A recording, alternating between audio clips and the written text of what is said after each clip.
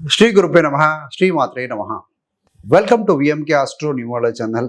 April 2వ తారీఖు నుండి మే 11, 2026 వరకు అంటే రాబోయే 40 రోజుల పాటుగా శని మరియు కుజ గ్రహాల యొక్క సంయోగం అనేది మీన రాశిలో కలగబోతుంది, ఒక జల రాశిలో.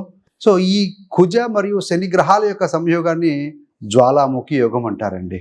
రెండు శత్రుగ్రహాలు కలయిక జరుగుతూ ఉంది కాబట్టి సో ఈ యొక్క జ్వాలాముఖి యోగం ప్రభావం ఏ విధంగా ఉంటుంది రాశుల మీద, ఇలాంటి రెమెడీ చేసుకుంటే బాగుంటుంది, ఇవన్నీ కూడా చక్కగా డిస్కస్ చేసుకుందామండి. తుల రాశి వారికి రాశ్యాధిపతి శుక్రుడు. ఇది వీరేంటంటే రుణాలు తీర్చుకునే సమయం. పరిశ్రమలలో, ఇండస్ట్రీస్లో ఉత్పత్తి బాగా ఇంప్రూవ్ అవుతుంది.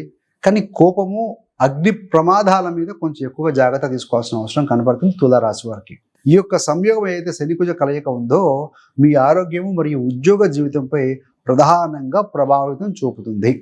ఏదైనా పాత రుణాలు లేదా అప్పులు తీర్చేందుకు లేదా కొత్త ప్రాజెక్టులను పూర్తి చేసేందుకు మంచి అవకాశం ఉందండి.